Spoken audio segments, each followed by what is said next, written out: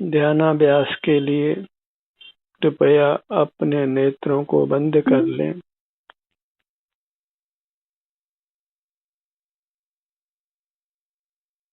अपना मुख अपनी ओर कर लीजिए।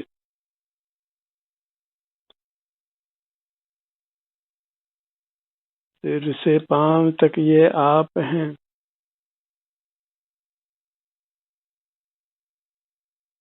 तो अपने से ही युक्त रहिए।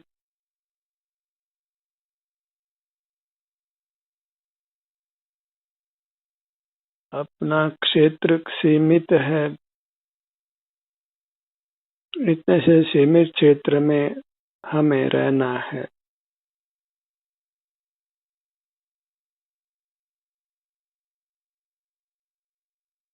अपना क्षेत्र ही सुखदायक है। इससे युक्त रहकर सुख से रहिए। बाहर का क्षेत्र हमारा नहीं है, इसलिए उससे युक्त नहीं रहना है।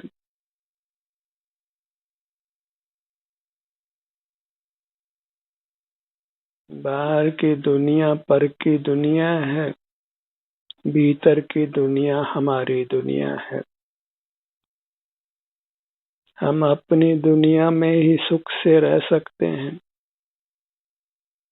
बाहर की दुनिया में रहकर नहीं।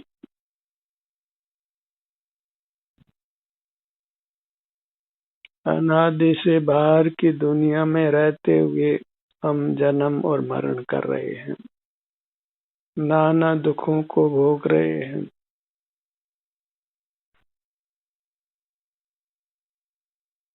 अब अपनी ही आभ्यंतर काया का एहसास करते हुए रहिए। अपने शारीरिक सुख दुख का अनुभव करते हुए रहें।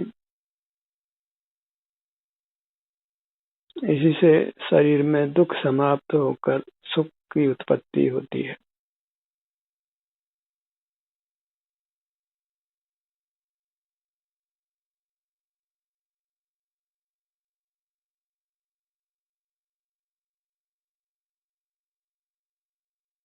अपनी पूरी काया संवेदन करने योग्य है, सेवन करने योग्य है, भोगने योग्य है। अंतर्दृष्टि के द्वारा अपना मुख अपनी ओर रखकर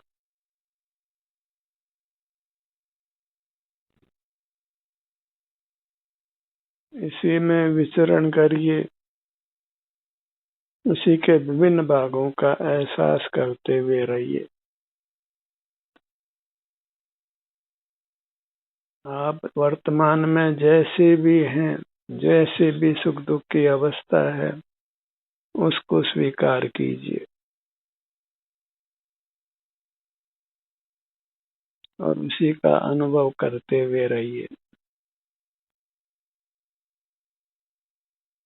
बाह्य जगत से संबंध विच्छेद कर ही हम निर्वाण को पा सकते हैं, उत्तम स्वास्थ्य और सुख को पा सकते हैं। जहाँ बाहर की दुनिया के साथ कुछ भी संबंध शेष है, तो फिर हमें बाहर की दुनिया में रहना होगा। बाहर की दुनिया का नाम ही संसार है और भीतर की दुनिया का नाम ही मोक्ष है। हम प्राप्त मूर्त से के बराबर हैं और हमारा मोक्ष भी प्राप्त मूर्त से के बराबर है।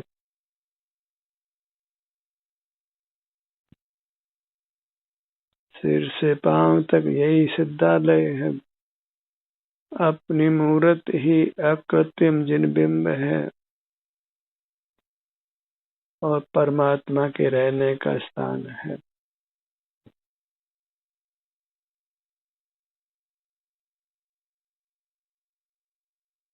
अपना मुख अपनी ओर करने से ही हमारा परमात्मा स्वरूप प्रकट होता है, चारित्र प्रकट होता है। सिर से पांव तक यही विहार करिए, यही चारित्र है।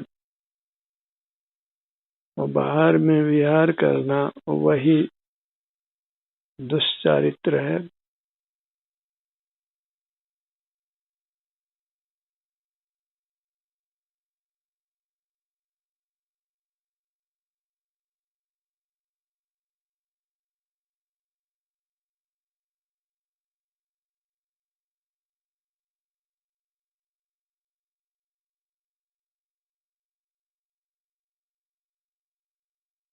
अपनी मूर्त का एहसास करते हुए रहना है,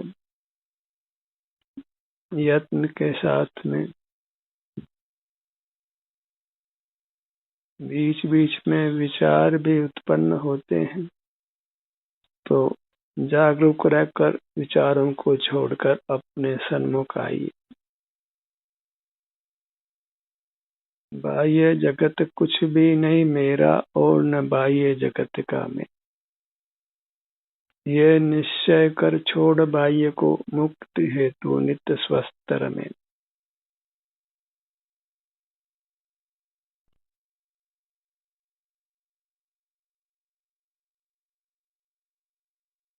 न हम बाह्य जगत के हैं, और न बाह्य जगत हमारा है।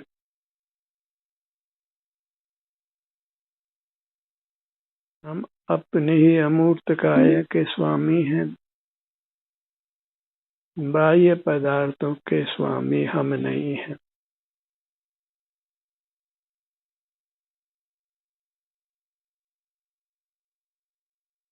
स्वयं स्वामी संबंध एक ही पदार्थ में होता है।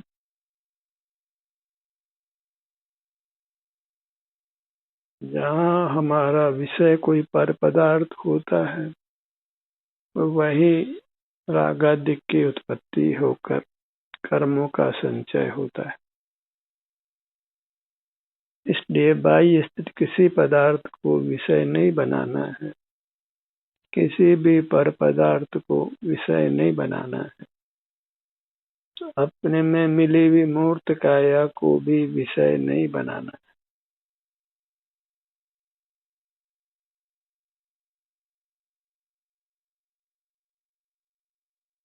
अपनी उपलब्धि अपने ही संवेदन से है। पाँव की अंगुलियों से सिर तक यह मैं हूँ, ऐसा एहसास स्वतंत्रता से होता है। इसके लिए किसी की सहाय की आवश्यकता बिल्कुल नहीं है।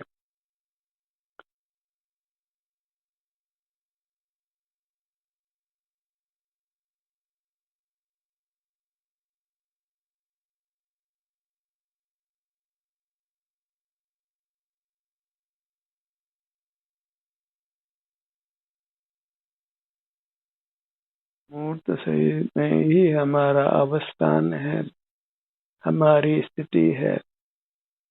मूर्त काया और अपने अमूर्त काया का एक क्षेत्र अवगाह है। दोनों एक क्षेत्र में ही रह रहे हैं।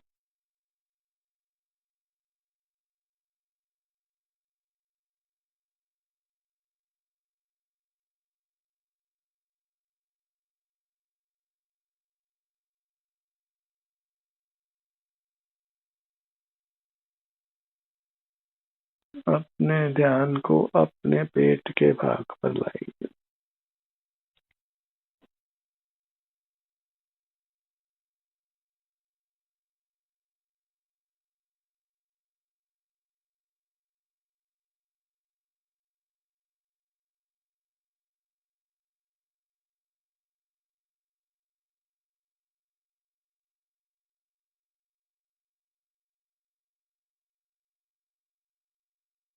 सिर का भाग,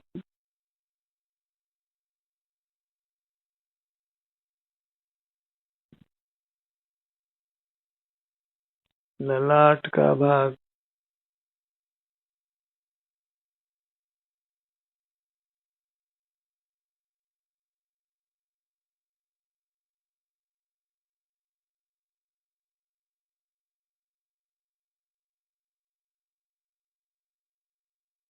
ललाट का भाग, बस अपने सन्मुख हो जाइए और कुछ भी विचार मत करिए। बिना कुछ इच्छा किए हुए ही अपने सन्मुख होने से हमें सुख की प्राप्ति होती है। न कुछ इच्छा करना है, न कुछ चिंतन करना है, न बाह्य जगत से जुड़ना है।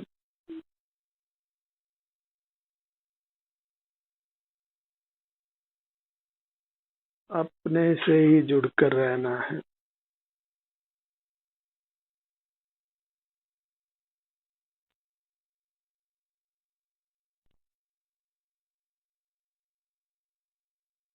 अपने से जुड़कर ही जीव निहाल हो जाता है, सर्व दुखों से मुक्त होता है और उत्तम सुख को प्राप्त करता है। हम अपने ध्यान को अपने सिर से पांव तक किसी भी भाग में ला सकते हैं और बाल गोपाल सभी ला सकते हैं। जो साक्षर है या जो निरक्षर है, कोई भी है जो अपने सन्मुख होता है तो वह सुख का ही अनुभव करता है।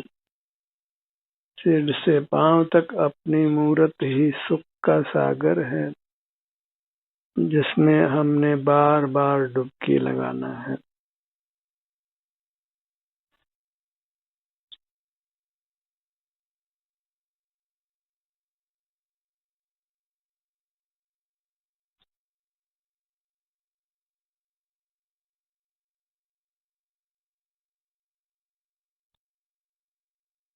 दोनों नेत्रों का भाग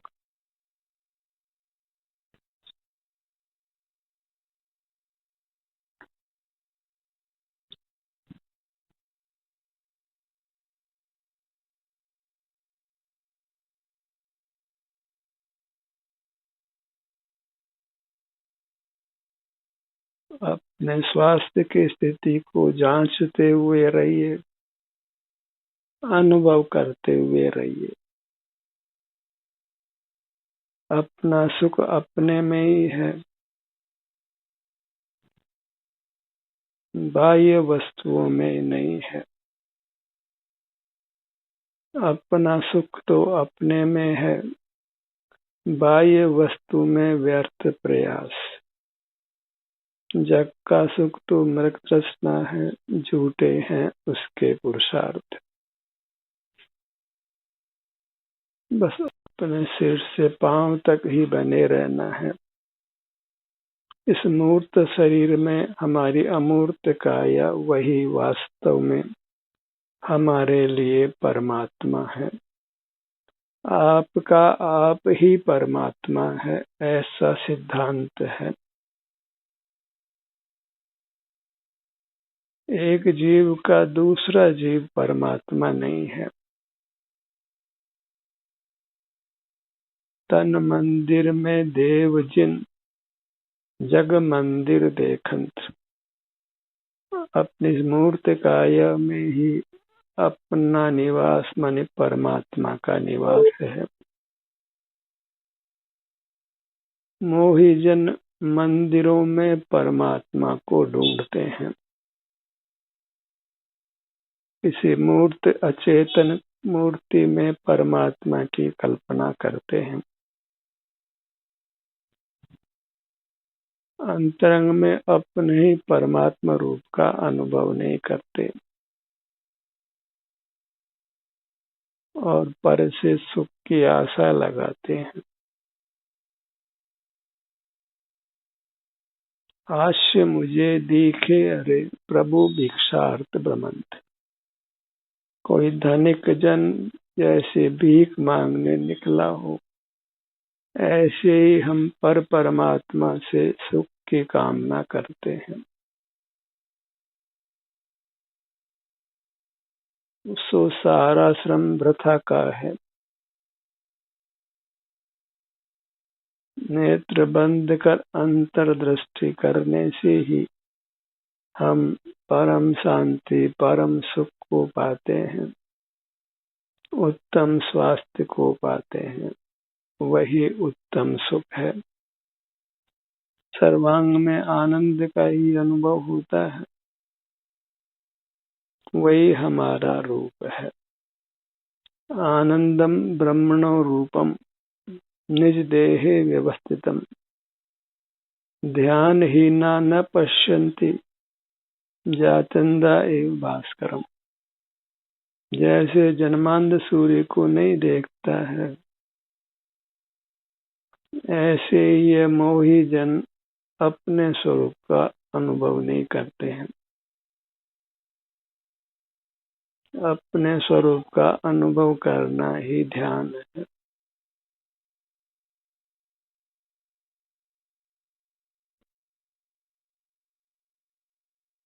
आप ही आपका देव है, यह नियम है।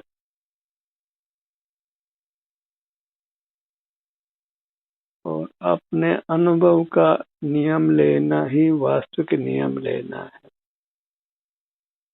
मैं इतने समय तक अपने सन्मुख रहने का प्रयत्न करूंगा और भावना ऐसे रखूंगा कि सदा ही अपने सन्मुख रहूं।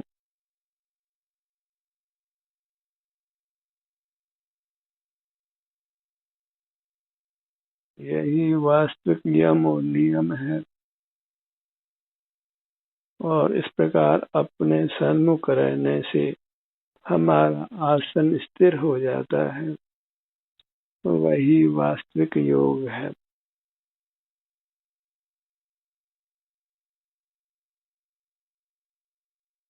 दोनों कानों का भाग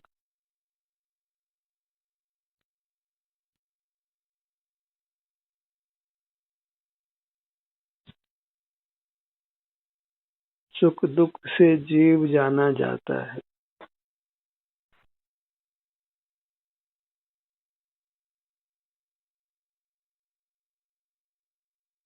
सर्व जीव सदा काल सुख या दुख का अनुभव करते हैं।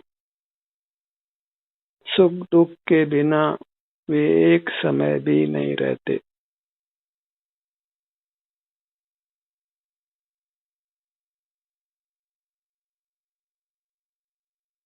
अंतर्दृष्टि से होने वाली सुख शांति को पहचानिए, वही अनुपम है।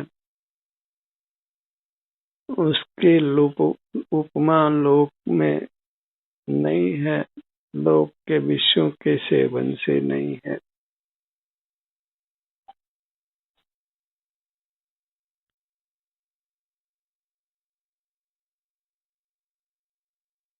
ये मनुष्य जन्म मिलता है स्वानुभव के द्वारा अपने को कर्मों के बंधन से मुक्त करने के लिए।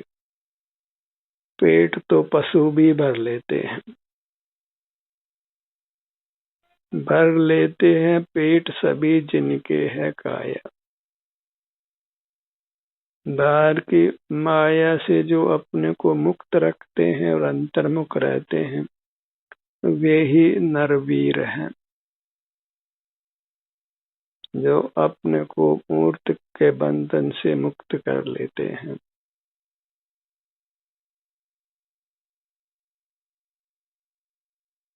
अपना अनुभव करते हुए रहने से जीव मूर्त के बंधन से मुक्त हो जाता है।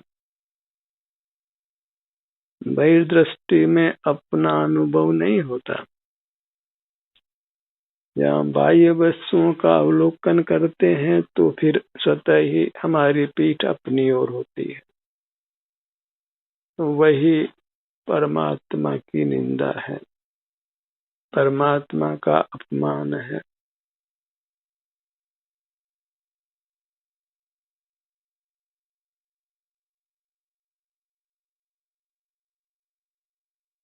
आप वैभववान होकर भी मूर्त पदार्थों को वैभव मानता है।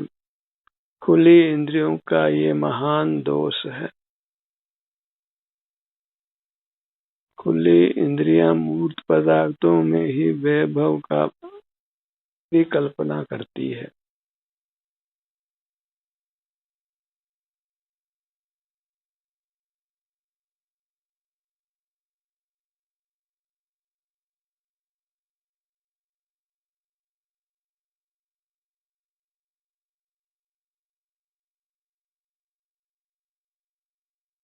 अपने नासिका भाग पर आइए।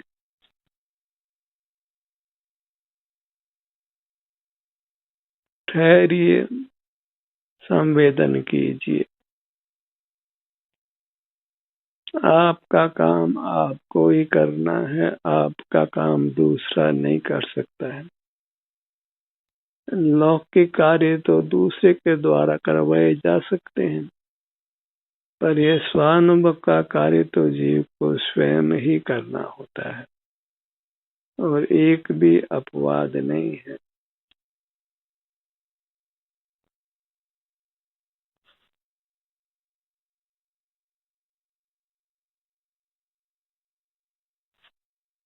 अपने मुख के भाग पर आइए, दोनों होठों के स्थान पर। फिर हमें अपने अंगों पर ही आना है, क्योंकि उपयोग बहिर्मुख हो जाता है तो उसको छोड़कर अपने सन्मुख होना है।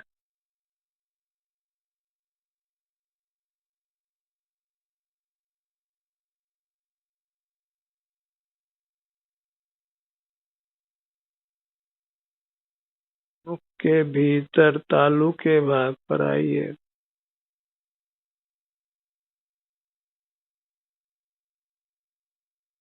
जीवा को पलटकर तालू भाग से जोड़िए।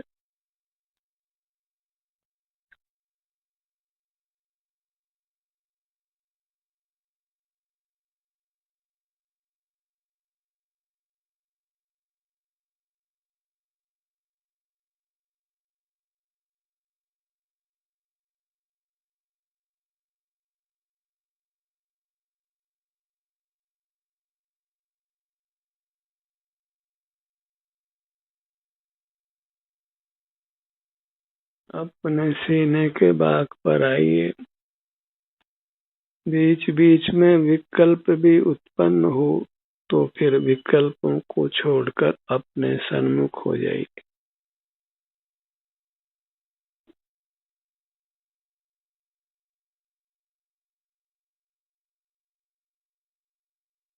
हृदय स्थान,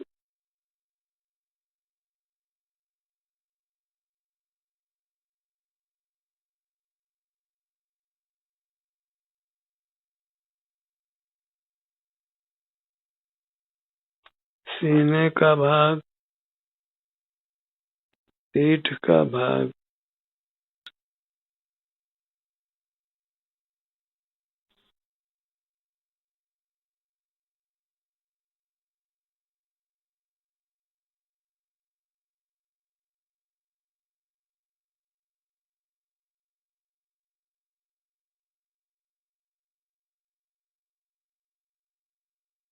अपनी दोनों भुजाओं को लक्ष्य में लीजिए।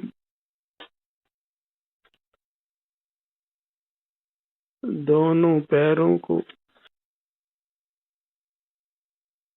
पग तले से सिर के भाग तक अपनी दृष्टि को फैलाइए।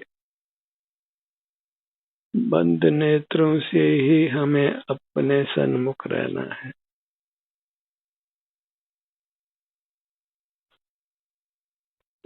इंद्रियों का विषय मूर्त पदार्थ है।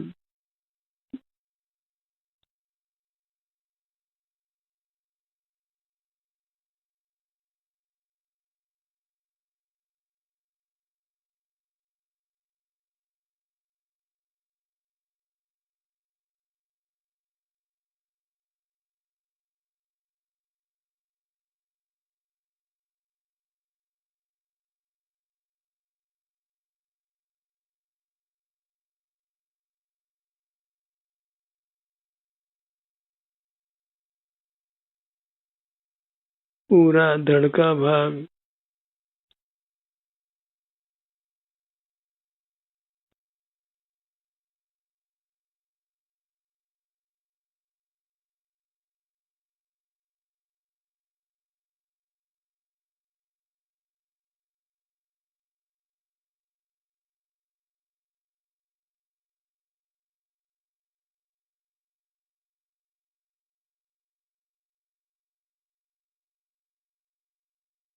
दाहिना पैर, बायां पैर, पूरी मूरत, यही हमारा वास्तविक कार्य क्षेत्र है। यही हमारी उत्तम भोग भूमि है। यही हमारा मोक्ष है।